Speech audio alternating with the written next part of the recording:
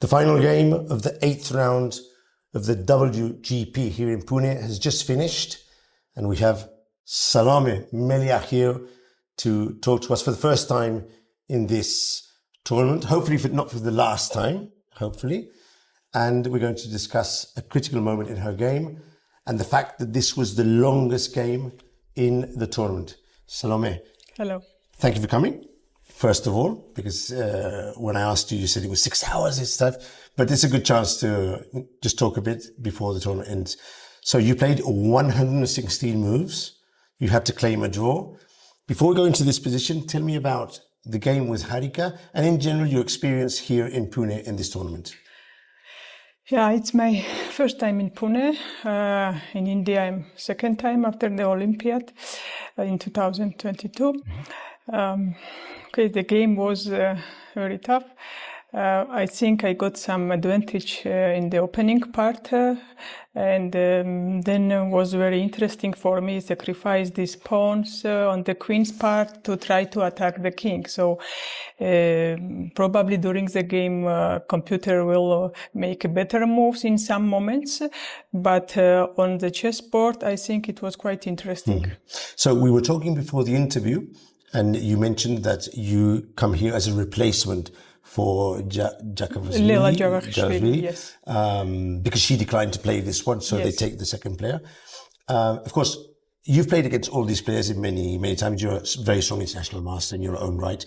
But to play against so many top players in the same tournament, is it being tough for you? How are you handling this in this tournament? I think this is a very interesting tournament, and I was glad to got this possibility to participate here. Of course, it's not 10-15 years ago for me. Now I'm not playing so much, but this event is very interesting, and I have possibility to play every day with good chess players. So in the open tournaments, normally we are playing one round. We will play maybe with strong players. Second round again will be something other. So this is, and actually this is one of the best tournament for women. Yes. So of course it was important for me. Okay. So did you get a chance to do enough preparation? Opponent's preparation before the tournament, or was it more or less a last-minute call here? Could you give us an idea? No, I had 1 month. So 1 month. Yes, I prepared for the games, and of course, during the games, after each games, I'm preparing also if something will change or not, but I had time before the tournament also. Great. So let's go to the position. Now, yes. For the spectators, I would really recommend you going to check the game on the official broadcast, but now we're picking up the game just after Salome has sacrificed 2 pawns.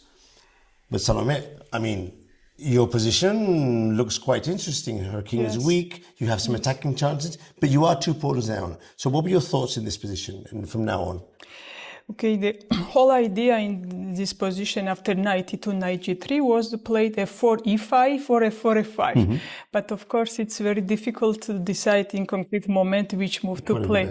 Yes, here's I was calculating e5, even after e5 also.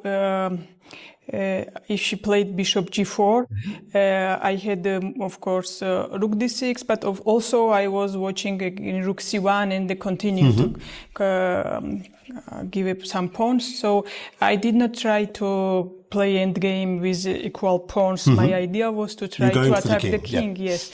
So, and I was calculating e5, d5, knight e4, then knight f6 with idea of queen h4, and looks very strong. Try to do more in this position. So you played e5? Yes, as I saw, the computer recommends f5, and probably queen e3, f6 idea is very strong. Yes. Of course, you considered f5, but you have to decide between one of the two. What pushed you towards e5 and took you away from f5? Yeah. In this concrete moment, I did not solve this move f5. Okay. Yes. You were attracted to the idea of putting the knight on e4 and then to f6. I was already ready for this idea. Yes. So because of this, I played e5, and after d5, played knight e4. Yeah. This is the game, so you can. Yes. carry on with the... Yes, knight e4. Now, of course, the knight can't be captured because of the pin, bishop so it's getting to f5. f6. Yes, and here I wanted to play queen h4, h6, knight h5, g takes h5, queen f6. We can do the variation. But somehow I saw that we are getting an end game after queen f6. And if I will capture, she can play queen e4. And now I don't know, maybe by opinion of computer it's good for white, but I have to exchange the queens. Because if not, the rook comes to the 7th, Yes, and now it's unclear, and especially in the time trouble also not easy to understand who has better here after exchange. If I had to decide, I would probably take black in this position with those passed pawns, with not much time to think about it. So plus 30 I think don't mean here anything, yes. And because of this I try to find something to save the queens. And I found this move e6 and the idea of e7. To do checkmate on e5. Yes, first I wanted to play queen e5 and queen c7, but she can play bishop e4 and there is no more anything, no attack, yes. So because of this I played e7. From the beginning I thought that she have to play queen f1. Okay. And with my queen here I have better chances, I think, yes. Because after queen f1 and king e7... Maybe queen f2, maybe. No, I wanted capture here with the idea of to play queen a3, rook c1 also. Maybe I will capture on c5 also, yes. So, unclear position, but okay, sometimes queen is important.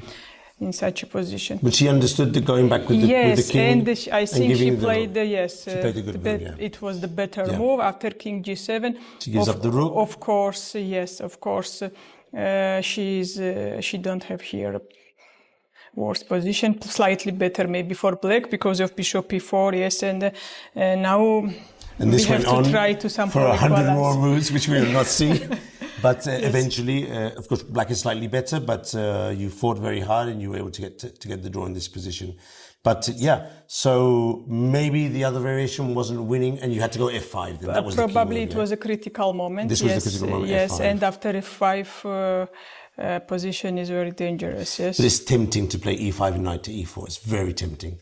At that point, yes. Of course, if you can calculate to the end and see that you can exchange queens, but at this point, it's very tempting because here queen e3, queen h6 is a strong threat, and f6, yes. And your knight still can jump to some interesting positions.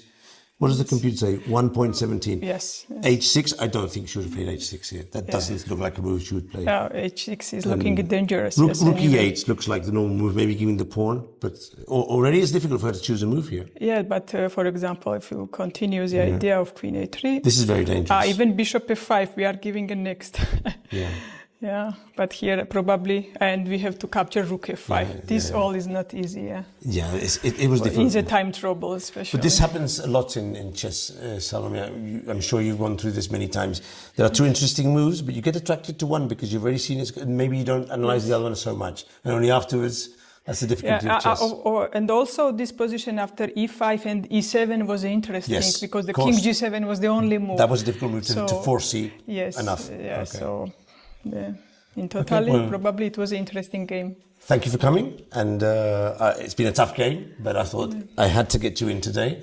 And good luck. Who are you playing against tomorrow in the last round? Tomorrow I am playing with Propaganda tomorrow, and last Indian player. Sorry, I didn't. I missed the name. With Vaishali? Yes. Oh, Vaishali. And with that, the tournament is a close. Yes. She had a very promising position today.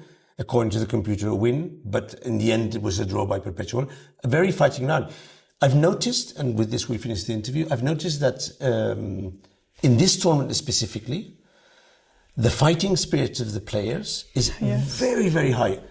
Unusually high, although women chess... Every game. Yeah, every and day. Today, I mean... Even today, yes. 5 games that arrived at the move 40. In other Women Grand Prix, for example, in Cyprus, many of the games would finish after 3 hours. Do you find an explanation, or is it just the character of the players here?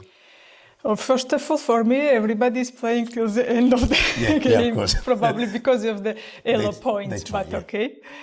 I had also same experience 10 years ago when I was playing with a lot lower than me. I was trying to till last move. Okay.